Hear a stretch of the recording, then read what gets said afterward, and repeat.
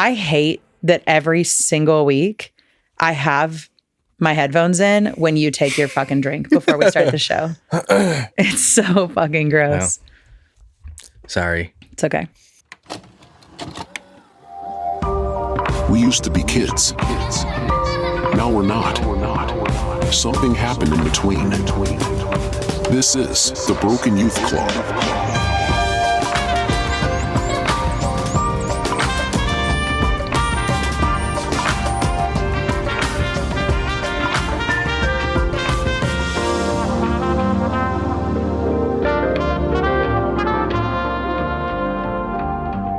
Do you think that we're ever going to take the Christmas stuff down? No. It's so funny you said that. I was literally thinking, like, just before I started recording, I was like, damn, this is another week where it's just not going to happen. I feel like we were so good about getting a bunch of shit done a couple weekends ago because it was so nice out. And then last weekend, still, we were on like a pretty good, getting shit done. That we have to do. And this popped into my head over the weekend of like, we should go down and take that shit down. And then I thought like, but we're doing all this other stuff. I was like putting together a closet thing for Oliver to try to help get their clothes a little more organized. And like, we're just trying to, in general, do that. I think spring cleaning that everybody does. You try to get rid of some shit, and like, we're kind of notorious for moving into places and then it legitimately taking us years to unpack, and then but then typically we move within a couple years, so then it's like we don't actually ever fully unpack. So it's like we're trying to get. Well, I think on the outset too, when we threw this up, we said, hey, this is gonna stay up a while. You watch, and look, here we are, staying true to our word. I know. But yeah, we've always had our trees up super late. It's just now we literally haven't even touched the decorations. But on this, I've thought about that too. Like, I fucking like them. Like, I mean, it's they're fan made. It's like, who cares? It's like, whatever. It's cozy down here, so it's sweet. We put our actual Christmas stuff up a fair amount ago. Yeah, but it was like, else is up. It just felt like this was, I don't know. It's still just cold outside, so this feels right still. Dude, yeah, we might here next month. Literally, yeah. I don't even want to put a time frame on it. And honestly, not a whole lot of people watch. Like most people who consume BYC they listen. So yeah, this can be a running thing for those who do watch. We just literally never take it down. Yeah, people start sending in the ornaments all over again. I'll get a little counter right here, and we can just like little flip, the numbers over. Yeah. Every week. Sure. Yeah. Okay. So we feels like, like everybody else on the globe, we watched Quiet on Set. Yeah, I'd put something up on the Patreon, and then I think in the group too. Yeah, just to kind of see who all was watching it. It seemed like a lot of people were going to tune in. Feels like at this point, lots of people have. So we're going to talk about that today. So if that is something you don't want to listen to, we understand. But yeah, we kind of want to talk about that documentary, that docuseries, and then also kind of just talk about the shows in general that shaped us in the way, in like good ways and bad ways, because we've also been rewatching some old stuff, which we kind of always it's like annually we will watch certain shows over again, either to like get us through the sad winter, or like, every summer at least we watch like The Sandlot. It's like, right, yeah, not just the shows. Every once in a while, it's like you get this wave and just this memory that just like a thought that'll hit you out of nowhere, or it'll be a smell of something. Or you and Ollie watched Holes the other day, right? Or did you start to watch it? Yeah, Ollie had put it on actually. But yeah, it's like, and then I need to go watch that, and then those are my favorite things to do, is to kind of revisit memories. Yeah, that's nostalgia. So I think that like when it comes to Quiet on Set, I can't imagine that anybody that's listening hasn't watched it or hasn't heard about it yet, but essentially it is like a docuseries about Dan Schneider. Is that how you say his last name? Mm-hmm. And kind of just like the fucked up foulness that was happening at Nickelodeon. Yeah. That was like behind the scenes, but rewatching stuff now, it's like it's sadly just like not super He's surprising. basically, in a nutshell, Nickelodeon was the, the Hollywood for kids. And Dan Schneider was like the Harvey Weinstein of, he was the golden boy producer for Nickelodeon again.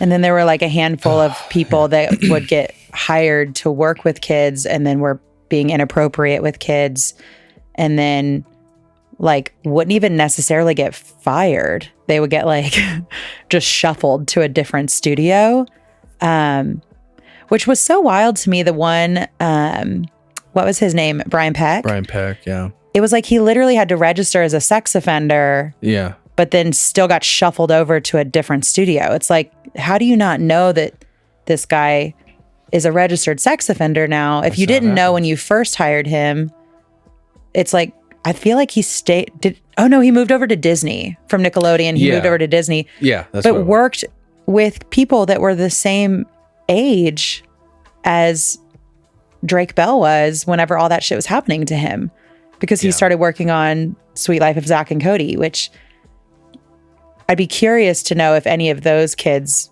had shit going on over there too. But it's just really sad. It's really sad and it's really fucked up. And obviously now I feel like all through social media and TikTok and all of that, it's like people are replaying these scenes from those shows that just kind of showed how like icky stuff was. Or like I watched one today where it talked about how it felt like Dan Schneider was like bound and determined to always cast love interests for the female characters that were like far older than the girls were. Like one of them, the girl was 14 and they cast a love interest that was like 22. Like the actor was? Yeah. Oh, and then they had like kissing scenes and they had to like repeatedly kiss over and over again with Nickelodeon shows. But it was like this same actor got cast to play a love interest on Hannah Montana at Disney, but they didn't do kissing scenes.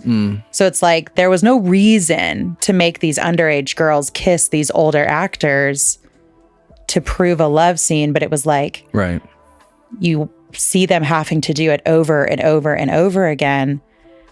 And it's just like,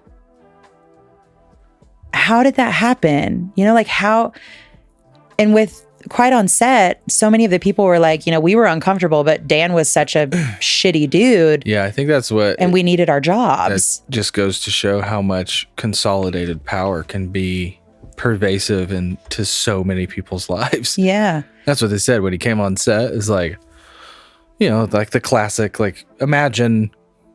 And that's what it is, basically. Yeah, everybody like tightens up, like, ugh. And then it plays into that, like, this guy was so awful, but he made so much money for that network that it was like, that's where that kind of corporate greed comes into play, where it's like, you had to know that so much of Nickelodeon, like, they knew what was happening. Maybe not to the full extent of like the abuse on set, but like, you cannot tell me that executives weren't watching some of these scenes and thinking like, this is a lot. Like, this is pretty inappropriate. It is pretty well. Yeah. When you go back with with an adult lens now and look at some of those scenes, you're like, oh my God, how in the world did that make it to air? Yeah. I mean, how many eyeballs had to see that? Yeah. Before it was like, yeah, we're good to go. Right. Because like, how things are now. I mean, we worked with some like bigger companies when we would print t-shirts, and like how fucking strict they were on approval for shit like that, and how it was like one little out of place thing, we had to redo the whole shit. Like, big companies are very, very, very strict on things. So like how this stuff got through for so long. It's a culture thing. I don't, again, consolidated power. When you can snap your fingers and even other executives will jump for you. Yeah. What you're the king, and you can literally do whatever you want, and you can build an environment whatever way you want. and that's what he did. And I think if I remember correctly in the documentary, they said at first it was like what you think it would have, like Nickelodeon was. Like it was fun, and the jokes were just like silly, and it was, just silly, fun workplace shenanigans and whatnot. And then over the years, as he became quote unquote Dan Schneider of Nickelodeon, he just got like more brazen with it. Yeah, exactly. And like more opportunity and more chances to wield actual like power. Yeah. and being immersed in that environment. I don't know. It's so the thing that kills me too, which I tried to say this a little bit and I think one of the posts briefly, is like, it's just when I tried to say this to you too. When you're a kid, you know that what you're watching is fake. You know the shows are fake. They're actors. I get it. I'm not stupid, but when you're a kid, you can kind of play along a little bit more. Well, and there's always just this little bit of hope that it's like, okay, yeah, like iCarly isn't real, but like those relationships are real, and those are real friends that I could like be part of that friend group. It's like based on something, right? Like when the Boy Meets World cast like leaves set, like they'll go, no, it's not Chubby's, but they'll still like grab a burger sometimes. Yeah, to get, like maybe they still go to like Red Robin together. And it's just this like complete part of growing up is saying goodbye to your childhood. Like that is becoming an adult and assuming other responsibilities that those chapters come with. But there's an extra sadness to learning I can go back and in real time watch shows that used to evoke certain memories, and now it is the classic childhood ruined. Like it is scarred now. There are certain things I cannot watch. Yeah. Without at least a flash of like, Dan Schneider's maybe a pedophile. Yeah. I'm not going to say it on here. Yeah. Not that he'd ever fucking, but yeah, it's like, it taints almost everything. It's kind of like, seeing the Nickelodeon building now. You've ever seen that meme where it's like, Nickelodeon in 97 and then Nickelodeon in like 2016, and it's like the same building, and it's just like a gray, drab, brutal architecture. I don't feel like I've seen that, but I have seen like McDonald's in the 90s versus McDonald's in 2015 when it like went from a place for kids to like McCafe. I'll have to show you. It's a perfect encapsulation of like what it feels like, at least for me, and I'm sure many people my age, similar to my age, feel about the idea of like being a kid and then growing up. Whereas like it's the same angle of, and if you ever seen the Nickelodeon building, right? It's just like a ton of just different colors and then a big like green slime splat, and it's just like super fun facade, and it would show all the time, right?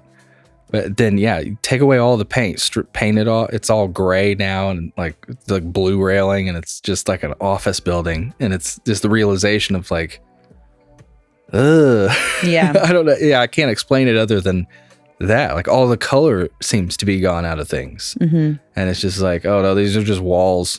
This isn't a place of dreams and fun. It's like, this is just a place like that people pay rent and like, ugh. Yeah. And that's grown up. Yeah. It's a lot of the things that they were showing, the shows specifically on Quiet on Set, I had watched some of them at the babysitter's house, but a lot of those things I didn't watch because my parents didn't have cable. Right. So I really feel bad for the people that are like, man, that was a big part of my childhood, and now I can't go back to that without knowing like the way that these cast members actually felt. And I did feel that a bit on like with the All That cast. Yeah. Because I did watch that a lot at the babysitters. And knowing how some of those cast members felt is really, really sad. And like, then you look at the people, like, I mean, they spoke about Amanda Bynes a ton in this docuseries. Yeah. And I can understand why she didn't participate in it. I think that she's did. I think I think she's like just, that girl has been like so publicly scrutinized for so long because she is, it is a shocking difference between the Amanda Bynes we grew up with and the Amanda Bynes that is now. Right. And it's obvious that like, there's just been like a lot of sadness and a lot of trauma that took her from this like very bright, beautiful little kid to like someone that just looks like they went through a season of fucking struggle. Yeah. And now she's trying to like, I think really like acclimate back into adult life as best as she can. I don't know. I don't think she's still under a conservatorship, but I know she was for a while. Yeah, I can't speak on it. I know she was for sure. I don't know. But like,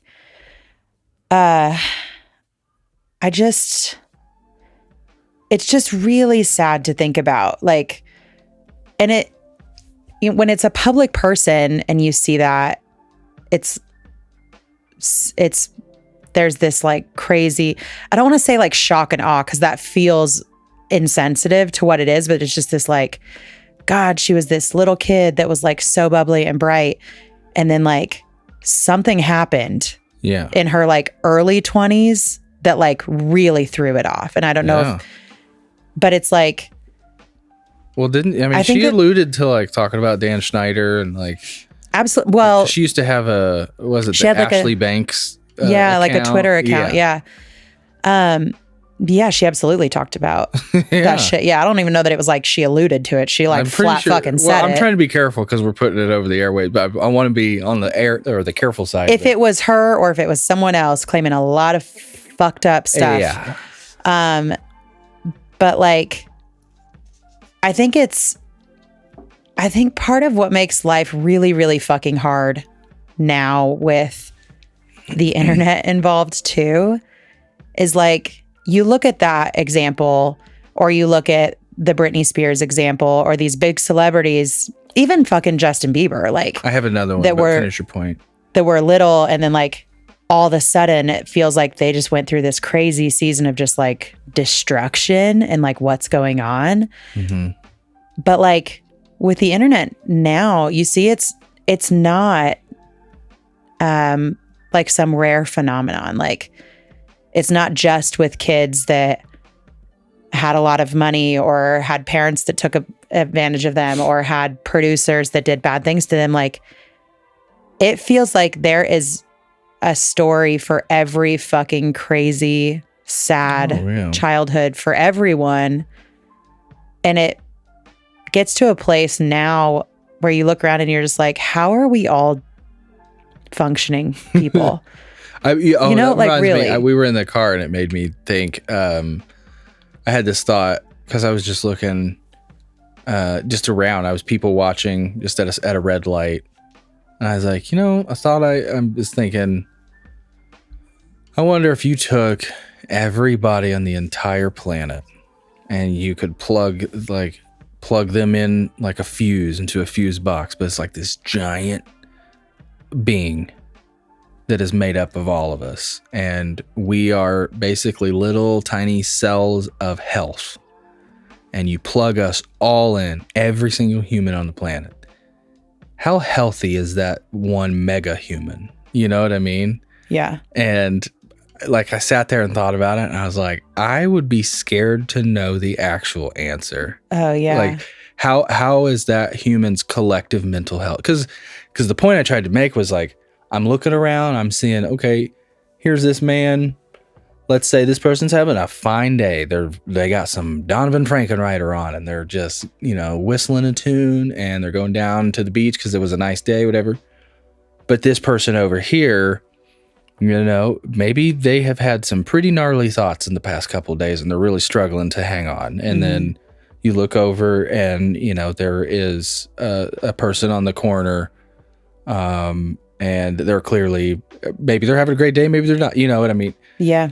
And I was just kind of having this zoom out moment of just, I wonder I don't think as a whole we're all doing great. I know there's people out there who are crushing it. There's people out there I know who are doing overall pretty well, but I feel like, there has to be some sort of like societal health bar that we could look at. And I don't think anybody is. Maybe like a think tank here or two, or some, college back room or whatever. But it's like, it's just as a whole, it just feels like, fuck it. Like, well, yeah. Well, and I mean, it's like, I didn't even like necessarily want to bring this up because it's so sad and I haven't talked to you about it at all. But did you see the story about the 16-month-old that got left? Like her mom went on literally like a 10-day trip to Mexico with these people, and her mom literally left her in her playpen. No. For 10 days. She literally starved to death. Like, this mom just went on the trip and just literally didn't leave like food. Like, I mean, you can't even fucking leave a baby that amount of food. But it's like, that's what we're like, that's the level of humanity we're dealing with, is someone that would literally take a baby, a 16-month-old, and let her just starve in a pen that she is too small to crawl out of. Yeah, I can't. It's like a horrifying. Yeah. I don't even want to talk about it a bunch because it's one of those things where I'll watch like, say, a video or something that has to do with like a little kid. And if it involves like extreme sadness or whatever, there's this instant like gut reaction where I'm like, I'm going to scroll on to the next video, but also I'm going to, like, when Simon comes back around the corner, I'm going to ask him for a hug. Like, I have that instinctual pull to just like, Yeah. So yeah, I hate anything involving kids. And it just feels like, as horrific and fucking gut-wrenching that story is, it happens all the time. Like, this shit happens all the time, whether it's the stuff like Quiet on Set or it's the stories like that, where it's like, people let people down all the time, or like adults do awful, awful things to kids all the time because they can, because they're bigger, because they have the power to do it, because they have the influence to do it, because little kids don't know any better or can't do anything about it. It's like, and like, what do you do when like the internet gives us a huge glimpse of that, where it's unavoidable, but you can't like save everybody. You can't. So it's like, you just have to live in a world where you know that's happening all the time. All the time. I've thought about that. Every summer. It truly feels like, even if I were the most powerful wizard on the planet, and I could cast my magic further than any other wizard, it's still going to be a drop in a sea. It feels like it truly feels like no one person will ever be enough. And I don't even think like no one singular society, say it's like, oh, that particular province and local government, that is a perfect one. Like, even if you had an outcropping of a bunch of those and they created some big alliance, like, we're going to save the world. Like, I truly think it takes like a huge culture shift of people needing to be on at least a similar page. Yeah. And luckily I do feel like in our society, it sounds so cliche to say, but in today's world, it does feel like there is more acceptance towards being, open about, talk about how you're feeling, and seeking help for issues and all that. But it definitely seems like there's also this sense of like, I wonder, even if we were like fully open, like if there's not like funding for centers for treatment and like follow through, like if the society on other levels aren't healthy, we could talk about it all we want, but if we can't follow through with having a better income inequality, closer gap, and opportunity trends for fucking lower rates for interest on yada yada yada. Yeah. But as long as all that keeps running away, it's like, it just feels like it's a fire that's spreading and you have like a bucket with a hole in it. Yeah. Well, and I think that that's where like I get in this space and it feels like it's more in your face all the time, no matter what anyway. But then especially, then like election years just bring this whole other level of like ick, because you're dealing with all of the things that happen all the time anyways, all the things we've talked about up to this point. But then also you're hearing people kind of very loudly say, I value all these other things over human life, human decency, human like the human experience being something that's enjoyable for everyone. And it's like, it's really hard not to just feel like you just have this huge cloud following you no matter what. And like you might catch a couple sun rays for a bit, but overall you're living in shit and you're and like the only people that can make any sort of difference in all of it don't fucking care. You know what I mean? I think the frustrating thing, not to get like, again, we don't want to get political or anything like that really on this show, but for me, it truly, regardless of which side, it mostly feels like the most, I say that the angriest I get about it is the fact that like they're all literally playing a game. Like it's like this weird dumbass Capitol Hill chess game that everybody has to play. Kind of a version, like a real life version of House of Cards, essentially.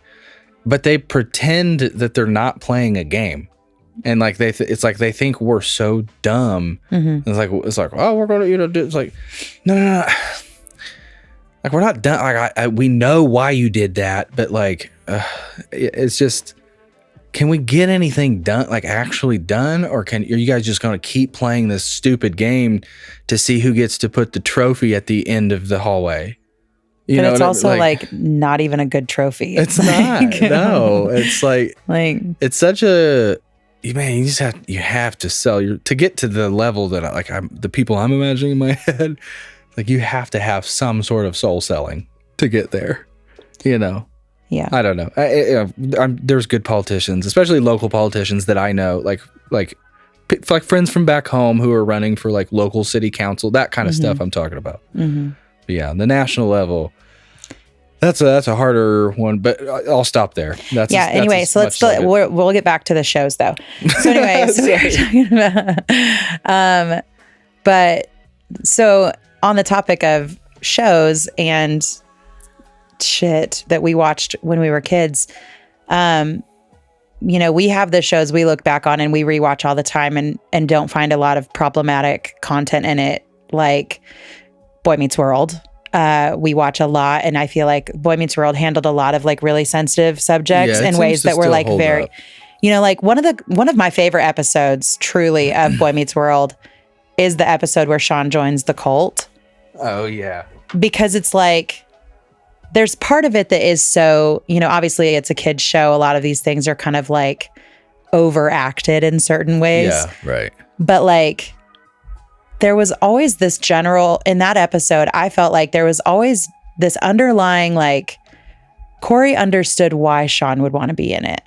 Like he understood why people could be pulled into a cult, but wanted to like help his friend in a healthier way. Yeah. You know what I mean? There wasn't this judgment with it. Yeah. Or like Sean was from a very poor family that had a lot less than what Corey did, but like you never really saw Corey's family ever treating Sean's parents differently when it came to that. Like there were moments where it was a little uncomfortable. Well, there was the whole Thanksgiving episode. Do you remember that? I do remember that. I'm trying to remember how the episode was. Oh yeah, it was like the kids taught the adults the lesson of like, hey guys, we can all truly just like, it was, a very on the nose lesson, but like, doesn't matter. Let's all just sit down and eat. Yeah.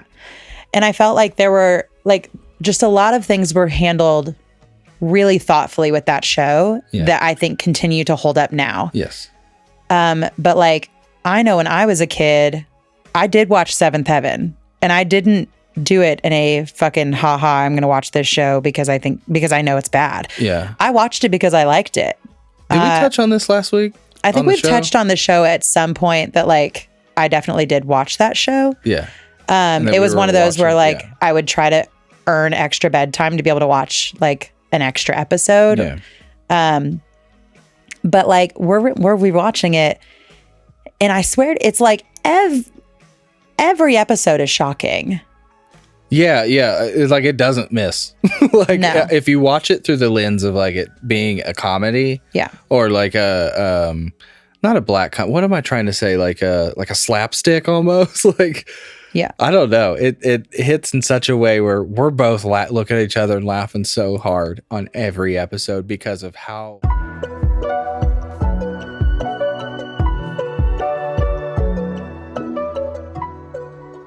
I had such a like girl crush on Mary because it was like, oh, I just want to look like her. She was like so pretty, and for anybody that didn't watch Seventh Heaven, that's fucking Jessica Biel, like, please. But like, I think first season she's like 14 or 15 in the show, and like, and also looks like she was probably 14 or 15 in real life.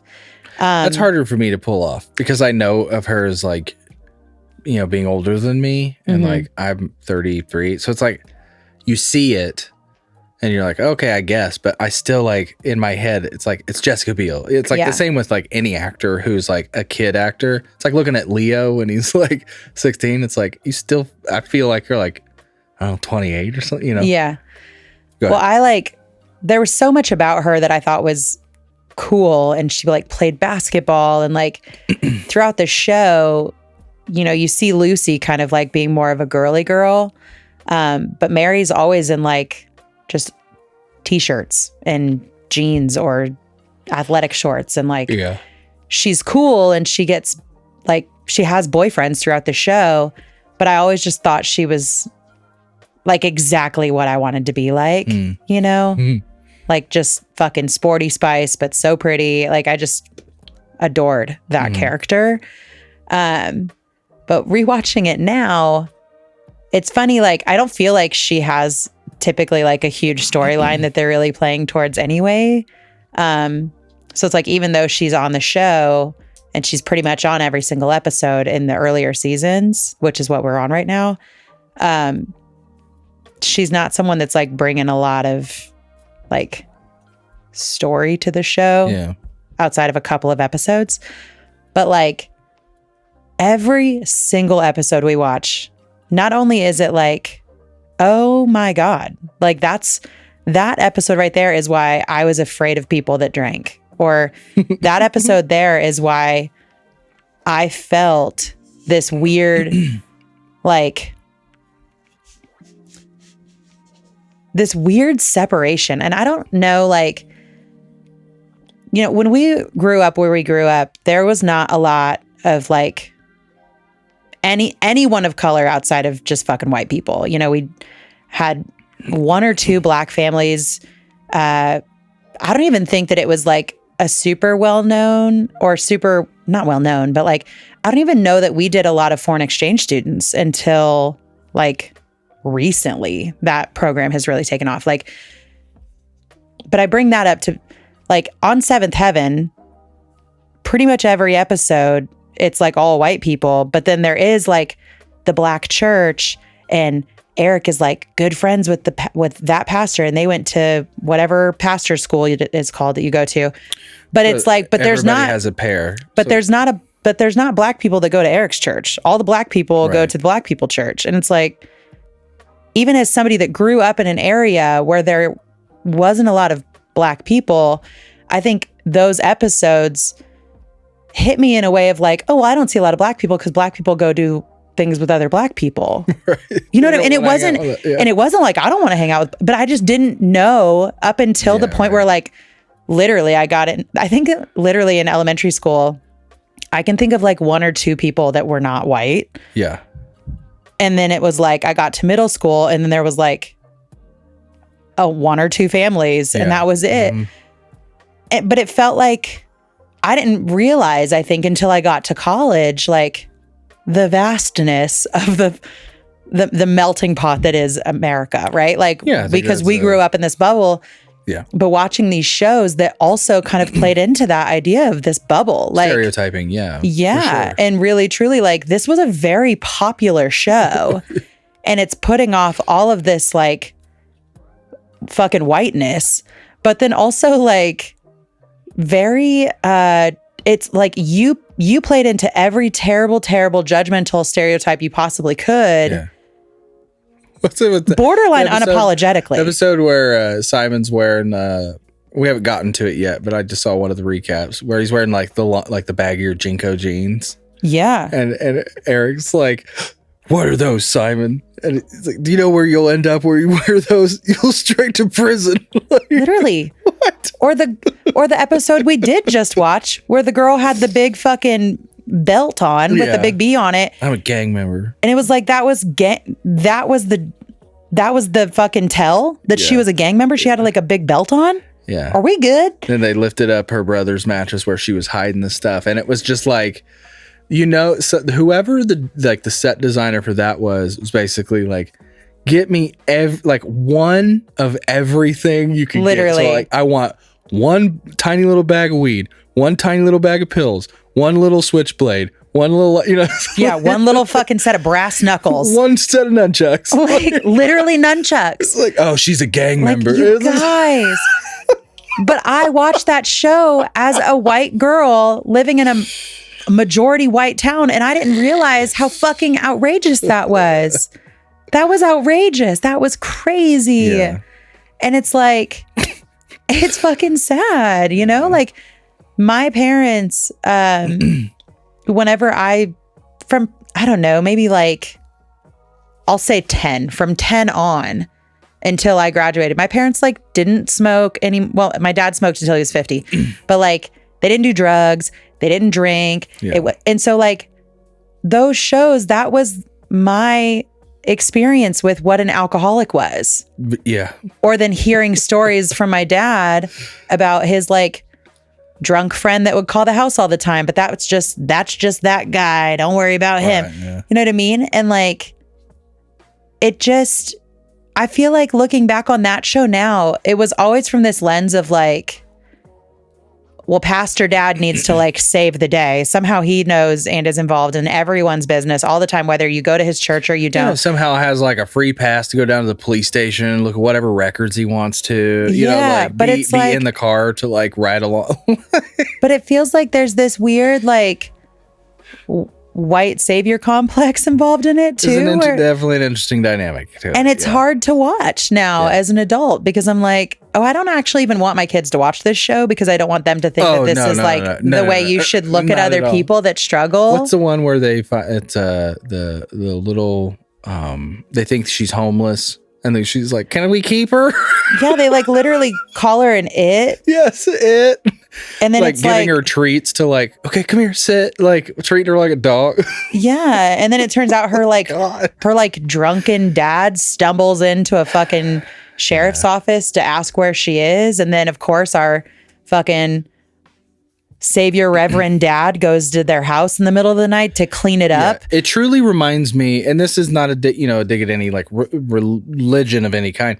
It's more just like the publishing house. Remember, we've talked about like McGee and Me, those like old, like Christian published. The Buttercream Gang. Yeah. So it's like independently published stories that have like a biblical twist on them, that they're trying to like put a message through. There always seems to be this sheen of like miss the mark a little bit, but like on family friendly quote unquote stuff. And I feel like Seventh Heaven is no different with that. No, and it feels like in a way that Boy Meets World always led from this place of like, hey, let's try to understand. Let's try to like, we're not judging anybody. Yeah. We want to help if they want help. This kind of comes from a place of like, oh, this person's like kind of a junky piece of shit. And if you're not careful, you'll end up like them. Yeah. It comes off very icky, but also like coming from from somebody that like grew up in a place where I felt very like sheltered from a lot. it's like, it also kind of plays into, it feels like a really toxic show because it really makes you wary of everyone that doesn't look or move exactly like you do. And even like, you know, we've had the discussion on here about homeless people. I was very afraid of homeless people for a long time. And I think that like my parents tried to, you know, sometimes when I would get a little older, it was like, hey, you know, like they're really struggling. But then I would also hear conversations about how like, you know, fucked up people make fucked up choices that give them fucked up lives. And like, that's on them. And it's like, well, looking at it now from an adult that has experienced a lot, and I've been around a lot of different people, it's like, I don't know that I don't like when people break it down into such simple facts. You know what I mean? It's like, and I said this to you in the car today, and I don't want anybody to take it as like fact because I heard it and I didn't fact check it. So take that and run with it. But I heard this thing about how like you will, like babies feel trauma from the moment that like the mother's body forms eggs. So it's like when my mom was in my grandma's belly, but she was to the point past maturity where she had eggs in her baby body. Not only is she feeling the trauma from my grandma's life, but also I am feeling the trauma to her baby body inside of my mom and inside of my grandma's. So it's like, there's this trauma that kind of trickles down into you, and it feels like technically environmental trauma, but it's also like, feels like it's then just like in your fucking genetics. And so then you think about people that have these like generational curses, or you think about people that have like alcoholism that runs in their family. And it's like, well, that could go all the way back to a grandma that struggled or a grandpa that struggled. And now you're feeling the trauma from that because you were in your mom while she was in her mom experiencing that. If it was an abusive relationship, if it was whatever. And it's like, I don't know. I don't know how people can boil things down into such simple, like, this person made bad choices and now lives a hard life. And it's like, well, no, maybe their fucking grandpa made bad choices or their grandma made bad choices. And that fucking like, that trauma then translates all the way down to this person. At least on some level. At least on some level. Well, I am looking at something here on Scientific American. Are you fact checking me while we're on air? Yeah. Oh my God, the pressure. And it definitely, it talks about, trauma transmitted through, eggs, gestation. And then there's also something in here about PTSD through, what was it, saliva? Oh man, I scrolled too far. Like cortisol hormone levels. Like, like it seems to be that there is, like your saturation of trauma that you're passing along. Yeah. On some level potentially. So then it becomes a thing where like as a parent, then it becomes, it's like we all know that at some point we fuck up, right? Like all of us are fucking humans first, like, and we deal with shit and we try our best to not, fucking yell at your kids too much or whatever. But like there could be things from my parents' marriage that are affecting Oliver and that could also affect like Oliver's kids, like, or I don't know if it's different with like male and female DNA with like eggs versus sperm or whatever. But anyway, I'll have to read it. It just feels like there's this, it's a heavy fucking load. And like, no matter what, no matter how hard we try, like we can, like our kids will have trauma no matter what. And like, tying that all back into these shows like Seventh Heaven, it's like, it feels like you're not seeing like a human as a human. You're seeing like a bad behavior as the human instead like of a caricature. Yeah. It's like that person isn't a human that's struggling with something. That person is someone that drinks. Yeah. Like naughty. You don't want to be like that. Don't be like that. Yeah.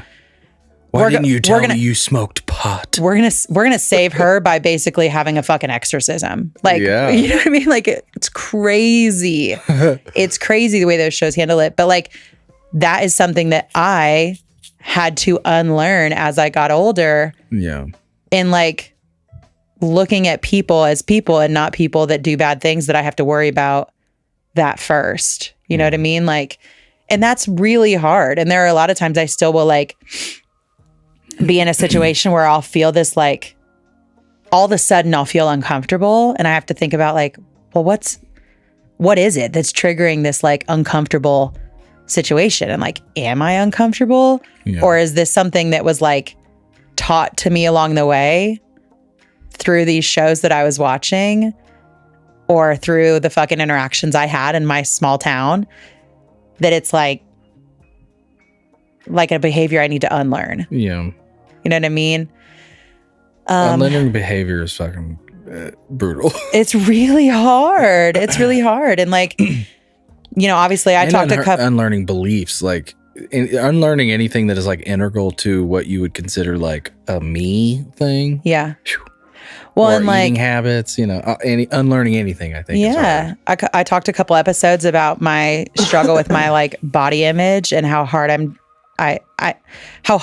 trying, but how I also feel like I just don't even know how to unlearn that. Yeah. But like, I even noticed it today, and I hated it as soon as I noticed it.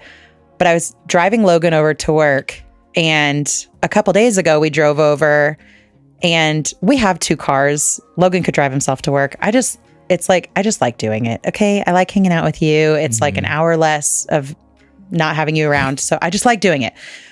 But when we drove over a couple days ago, it was like, oh, the normal exit we take was closed, and we didn't know that. So we had to like drive out of our way. So today it was like, hey, I don't know if that exit's going to be closed or not. So just think about that. And instead of taking the exit before, like I normally would, I took one that was a couple exits before that to like take a more scenic through town rather than take the interstate the whole way there. But we got off and Logan was like, why did you take this one instead of the other? And I immediately felt so defensive. No, I didn't say it like that. And I was like, okay, I'm going to say how I heard it. How you heard it or how you felt? Okay. All right. I felt like we got off on this exit, and Logan immediately was like, why did you take this instead of the other one? And I was like, I don't know. I didn't know. And you were like, well, you know, we're going to hit more stoplights going this way. You're so making me mean. That's how I felt. Oh, I didn't say it that way at all. I immediately felt so defensive. It doesn't matter. And then I said something to you along the lines of like, yeah, hey, I'm not fucking stupid.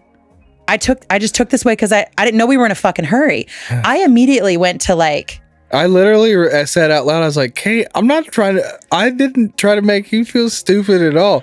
Because I'm pretty sure, so the way you said it. Yeah, let's hear it from your perspective here. I'm pretty sure when we pulled off I was confused. I was like, why do we take this exit? And because I was wondering if you had like somewhere you needed to go. And then I guess my other question would have been more in the line of like, don't we hit more stoplights on this one? Yeah. Which is a little different than what you had yeah. But I didn't say it in a nasty tone or nothing. What I heard, I was just like, I just looked up and I was like, wait a minute. Bitch. We've been taking the other one. What I heard was, hey, dummy, it's going to take longer to get to work this way, and I need to get to work soon. And I was like, well, you didn't tell me that you were in a fucking hurry to get to. I mean, I went immediately to this defensive this morning. I'm not gonna lie. I was in this like defensive space because I felt like there was this bit of like, oh, I'm supposed to feel stupid for taking this exit instead of the other one, and I don't want to feel stupid. And I was thinking about after you said like, hey, I didn't call you. I think you literally said something along the lines of like, hey, I'm not your dad. I didn't call you stupid like that. Don't do that. Because like that is something that is super, super triggering to me. But you didn't say stupid. But the way you said it, which I will say, like it wasn't nasty the way you said it, but it was questioning. And it immediately made me feel defensive because I'm like, well, should I have not taken it? Like, and then I start questioning and then I start feeling stupid that I did what I did instead of just going the normal way. And then I felt like I needed to defend myself. And I was mad about it because I'm like, what a fucking stupid thing to even be fighting about. But it's like that whole interaction came from a very like tender spot for me all the way back from when I was a kid. And that feeling like stupid. And I don't want to feel that. And I don't even remember what got us to this part of the conversation. So I don't know how to lead back to where we were. Yeah, I don't know. You were going on, yeah. But it's like... talking about the loop to work. But it's just funny how like these things that...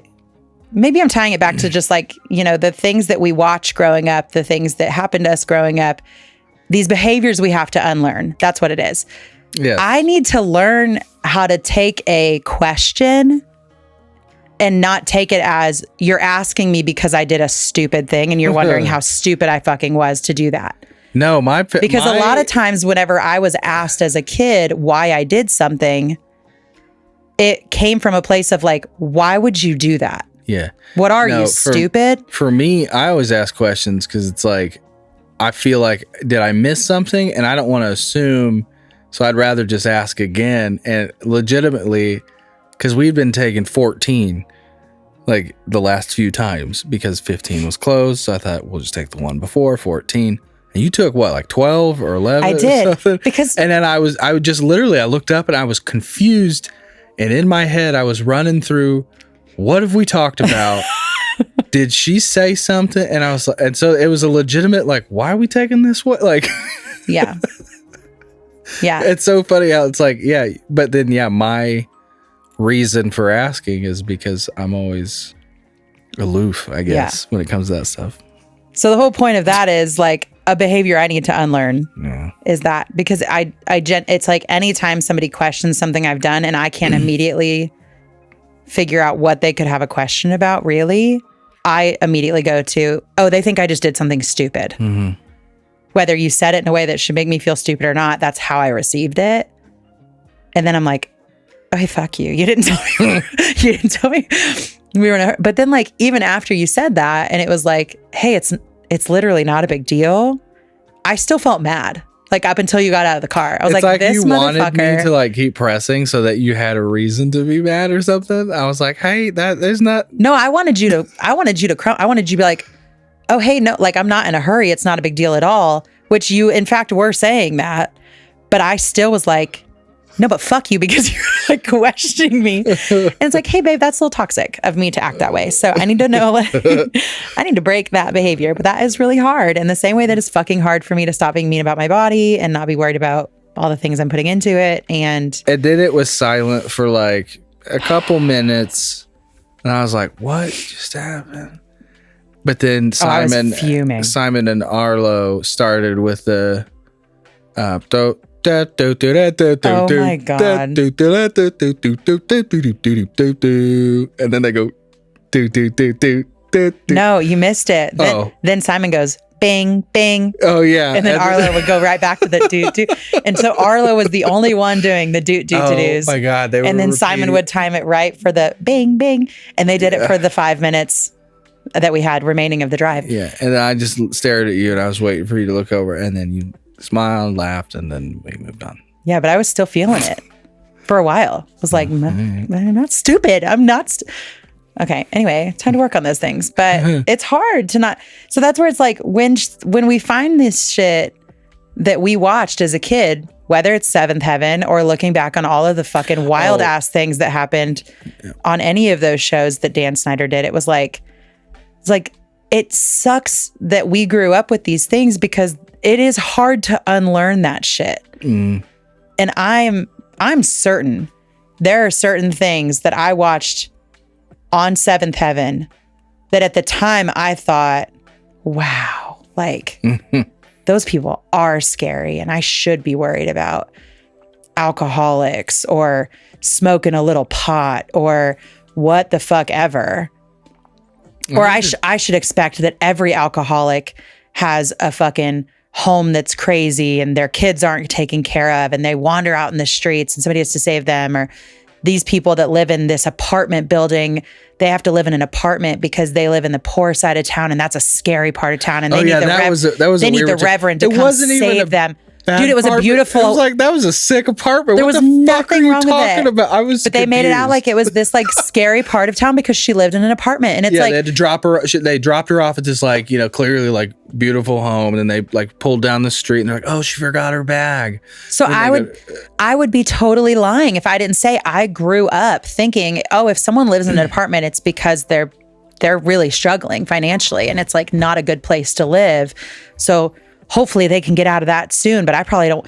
It's like I grew up with these kind of judgmental thoughts because I didn't know any better. That was just what I saw, and that's the stuff that I watched. And it's like sad to think back on that stuff now because like Seventh Heaven was something you could watch if you just had regular it was on like channel fucking 4 or whatever. It was one of the very few options I had. But it's sad to think about like outside of the trauma and the shit we could get from from being inside of our moms while they're inside of their moms, we also are dealing with the shit that we're watching that we think is fine and wholesome. And my parents surely, but it's like, also, did my parents ever sit down and watch one of these? Because also my dad struggled with drinking for a long time. Like my parents had experiences that they should have been watching that show and thinking like, this isn't really portraying that accurately. Yeah. But I don't know that they watched the show with me. I don't remember that. But looking on some of this stuff now, I mean, I know there are still some like certain things in Pixar movies or Disney movies or the stuff that we watch with the kids now. There are some times where I'm like, well, that's clearly a joke for the adults watching it, but like, do I need to have a joke for it? Because I'm watching a kid's show. Right. You know what I mean? Like, why is there any sort of like sexual innuendo in any of these things? Like I need to have that ha-ha in... Sneak it in. The fucking Incredibles or whatever. I don't know. I'm sure there is an innuendo in that movie, but it's like, why are we writing adult jokes in kids' stuff? Like, I can assure you a parent isn't sitting down to watch this because they're waiting for their joke to hit the screen. You know what I mean? Like if you're sitting and watching a show with your kid and it's a kid's show, like you're expecting kid content. And it feels like somewhere along the way, or maybe it has always been this way and it's just like really being shown now. Yeah. To loop it all back to the Quiet on Set, and we can wrap it up. I never watched like the whole like Sam and Cat. That was like obviously too late for me. Yeah. And honestly, Ariana Grande's character, like it was nails on a chalkboard. In that show. Yeah. Because it was a kid's show. It was meant for little kids that thought that voice was even funny. when I was a kid, that would have grated me because okay. So I'm going to get to my point, but when you grow up, I think everybody's had this question multiple points in their life where they're like, am I just getting older and this shit is like, I'm outgrowing it, or is it actually getting worse? And I propose there are certain things that are getting worse. And I think the whole, like you look at like Disney sets, like, okay, take a Sam and Cat type of show. And I know it's a slightly different. No. What? A really great example of this is Boy Meets World and Girl Meets World versus Girl Meets World. Yeah, no, it's been Disneyfied. Yeah, even though, you look back. Maybe we've mentioned this like way back, but just again, even just the color palettes of everything. But they also did that very dumb humor in Girl Meets World that Boy Meets World did not have any of. Yeah, it's like why is this needed? I don't know. Yeah, I couldn't get it, and so that's where I look back on Boy Meets World as an adult. I'm like, this still holds up. No, Yeah. I think this is a case of, no, I'm not just getting older. I think this shit is getting way fucking worse. And so I still stand firm. If Sam and Cat came on when I was like a 12-year-old, no, I would have hated like her. I'm not even going to do it. I'm not.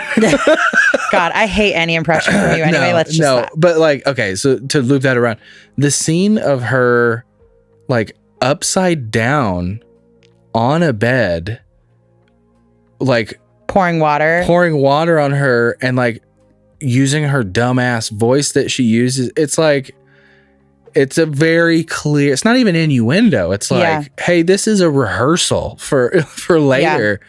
And it's so just brazen. And that's not, listen, that's not even 20 years, 15 years. That is like so recent. Yeah. Within 10 years ago, right?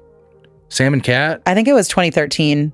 Well, I just saw a tweet that resurfaced from Sam and Cat in 2013 where they were asking kids to send in feet pics.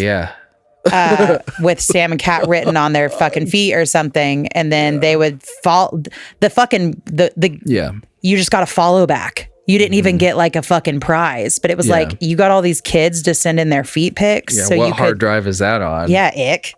Like, yeah, what the fuck? Yeah, that was 2013, so 12 years ago. Yeah, man. But yeah, like that shit's... No, I think it's getting worse. I think, at least there. I'm sure there are some shows. I haven't been in tune because Ollie doesn't really watch those type of shows at all, and Arlo and Simon are still on. Oliver's certain that they only need to watch like PG-13 and up now. Okay. Oh, yeah, absolutely. Oliver is a pre-tween. And hey, get it right. Don't forget it. Okay. The other one I was thinking of earlier that I wanted to sneak in was I used to watch a lot of Even Stevens. Like that was a right when I got home from school show. Yeah. It was Lizzie. I think my schedule was, excuse me, if I remember correctly, Lizzie McGuire into Even Stevens, maybe something else, and then like into like 2 episodes of Boy Meets World, and then it basically it'd be bedtime. But when Shia LaBeouf went through his like, big meltdown, breakdown, all that publicly. And then he had his movie Honey Boy. Did you watch that with me, or did I watch it alone? I didn't. I would like to watch that though. I know that he embellished, and he said later that he did embellish like a couple parts of it. Yeah. But the general gist is like, I think I'll have to go back and check on that, but I do remember watching it, and it's just looping it back around to the idea of like a dying childhood of. They did a good job in that movie of doing these like out of focus, like slow-mo shots of recreations of him as Lewis, doing stunts from the show and like working that in. It's a cinematic movie. It's good. But yeah, it's just this thought of like, I remember that scene that they're alluding to, and only people watching like who watched the show like not religiously, but like several times on each episode would understand what I'm like looking at here. Anyway, it's just this thought of like what he described having to go through, like when cameras cut, or even the description of like, I had to do this scene like 15 times. They had to like pull me through a wall, and I had to be my own stunt man. And I was like battered and bruised, and like I had to do it for like 16 hours that day, and I was like 12, like yeah. And then he would go, and his dad wasn't. This may be one of the parts. I don't know how supportive his dad actually was in all of it, but he'd have to go to this kind of shitty motel, and he was like smoking cigarettes like right out the gate with like people that he just met, And it's not as glamorous. Yeah. Anyway, I just wanted to throw that out there. That was another one that I was thinking about. Yeah. Well, I think also like, even on that idea, I know I brought up Justin Bieber. It's like, all this shit coming out about like Diddy and stuff. And all of the young people that were like kind of under his wing at any point. Yeah, it's like Oh God. So, just like oh my God. Hey, y'all, it's like hard. It's like, and it's really hard sometimes to have all of the information available all the time and all of these documentaries and docuseries coming out, letting all of us know everything that I feel like we already knew, but like fucking verifying it. And it's like, just be nice to each other. You know what I mean? And like, be good to your kids if you have them. If you know kids, please be like a safe fucking person to them. And I don't know how things will ever get better or if we will ever see things get better. I hate but hopefully being a pessimist or having a well, I think at this point it's like you're being a realist though. And it's like the only way that we can come out of this like very ugly reality that we are living in and have been living in for a really long time is to control what we can control. Yeah. Because the majority of it is out of our control. So like what we can, I think we try as much as we can to like be good people and support good people, and fucking help people when they need it. And just like hold each other's hands, you know, because I feel like we're all on this fucking ride and like it was fun at first or it had moments of where it was fun, but I feel like I've been on like the downhill of a roller coaster for like years and you keep waiting for it to like come back up so that and it feels like instead I'm just like plummeting. Yeah. Everybody is awful. So please, I'm so thankful for everybody that listens, that shows in the Facebook group that you're not awful. Y'all are the light that we have right now. Most of the time, you're the light I have most of the time. And I just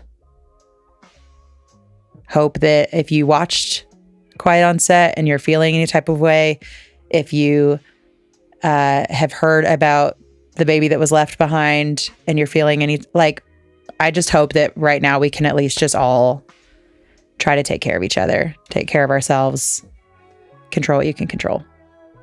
So, I agree. We love all of you. We're so thankful you're here. We're so thankful you're good. If you're not in the Facebook group, we'd love to see you in there. It's just the Broken Youth Club on Facebook. It's a private group, so just ask to come in there and we'll let you in. If you have a story you want to submit, you can do that at mylife at brokennewthclub.com. We have the hotline if you'd like to leave us a message about anything. And the Patreon. We'll have a bonus episode drop this week, so you can look for that. And that'll do it. That'll do it. That'll take us out. Great. Okay. Love you. Bye. Bye.